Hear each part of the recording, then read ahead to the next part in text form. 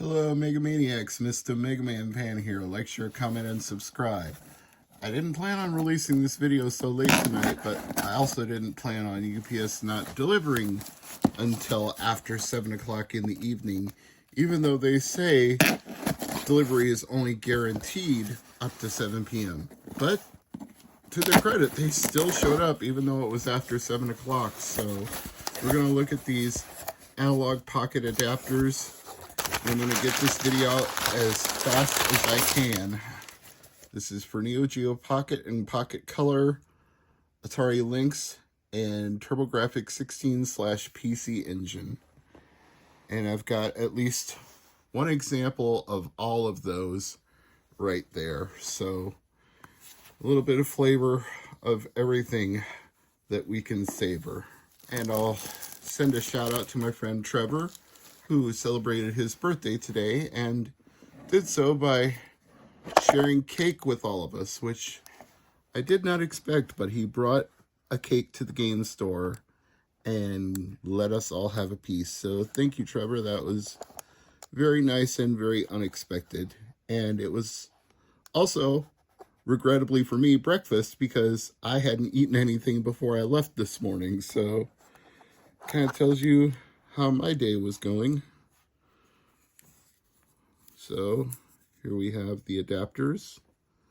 See if you can get a good read on that. 5 volts, 0.3 amps, Analogue.co. I think they're all, yeah, each one has an individual film over it. So I guess I should remove that from each of them. The example game I've got for us here is Power Battles, or Battle and Fighter, or whatever you want to call it. So, boy, that's a snug fit. Well, it should be a good sign that it's going to work. Let me turn off the camera light. Now, keep in mind, you can do all this with open FPGA cores. You don't need this adapter set. This is just a bonus for people who want to play their physical games. Play cartridge. Rockman Battle and Fighters. And let me adjust the brightness of my camera here. And you can see it is indeed working with the game. Keep it all in focus here. There we go.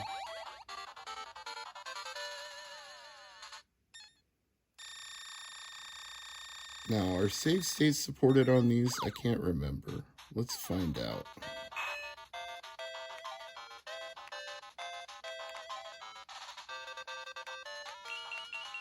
I'm guessing not, because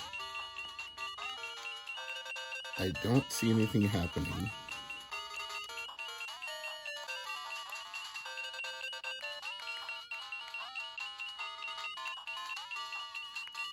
Yeah, it looks like save states aren't supported for that, but that's okay. This seems a little excessively priced, but that's just my opinion. I mean, I'm the guy that was dumb enough to pay it, so what are you judging me by? If you want to pay it, that's your business. I'm not telling you not to. I'm just saying you have the option to play these games without it. And this one works as well. Be sure to download the latest firmware to your micro SD card, or use a pocket updater like the Pupdate, and get yourself ready to go before you even buy this update set, this adapter set. Boy, you can tell I'm frazzled by the fact this took so long to deliver. Almost tank controls, almost, but not quite.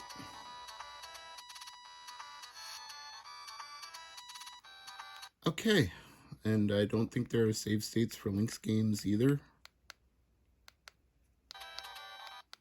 There don't appear to be. Now, I did get my Lynx modded, so this is not my only way to play Lynx games with a nice bright screen. But again, it is an interesting option. Don't be mad. I bought this 20 years ago. That's the prices back then. Times have changed, sadly. And you can tell how old it is. The plastic has yellowed for the HuCard sleeve. It's not like it's in mint condition anyway. It has been well played over the years, so still, I'm sure somebody out there is like, God damn, $4.69 for Neutopia? What the hell? Sorry, can't do anything about that. I don't control the retro market. I think all of us who play these games would make the prices lower if it was up to us. Play cartridge. Neutopia. Yeah, we are 3 for 3 on these adapters. And if you've never heard of Neutopia, some people will tell you this is the Legend of Zelda of TurboGrafx. But I think in some ways that does a disservice to the game. I think it's more than just a Zelda knockoff. Almost more like a Link to the Past, since this is a combination of an 8-bit and a 16-bit architecture in terms of the hardware.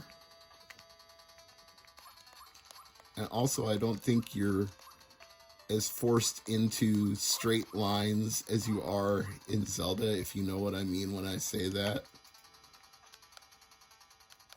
I don't think this one has save states either. No. But that's okay. I don't mind.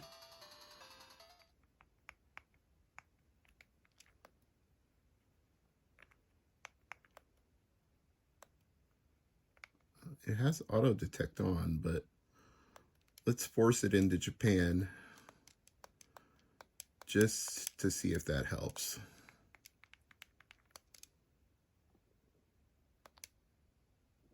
Yeah, that did the trick. So if auto detect isn't working, set it to Japan.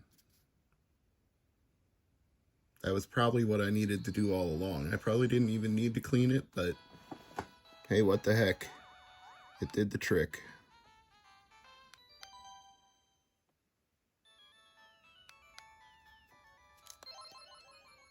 And as soon as this boots up, I'm gonna put it in the dock and we'll see how it looks docked.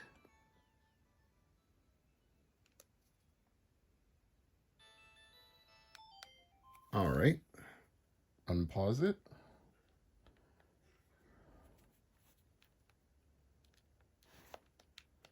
I have the sound turned way down so we can't hear anything. That's unfortunate. Let me turn that way the heck up. That should be good, I hope. Yeah, here we go.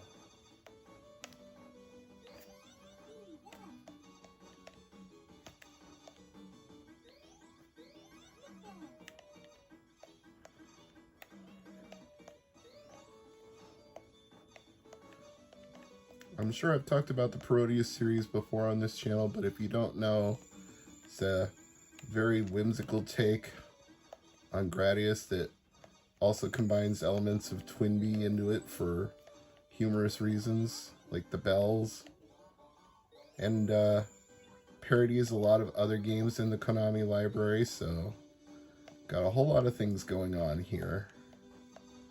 And it is one heck of a game.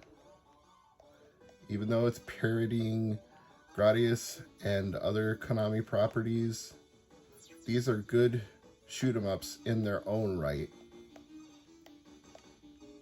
And hey, even though you don't have the CD support here, this is kind of like having an Analogue Duo, at least for HuCards. So, if you already had a Pocket and you had some TurboGrafx HuCards, this could be a way to upgrade to having those features that a Duo would have without buying a Duo. But if you wanted CD support, you would buy the Duo.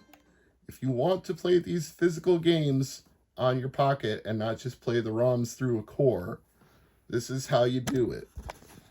And I gotta say, it looks really funny to see a giant cue card sticking out the back of the Analogue Pocket. But you know what? It works. I'm not going to fault it. I'm glad it does what it's supposed to do. This is Mr. MegaManFan. Thanks for watching.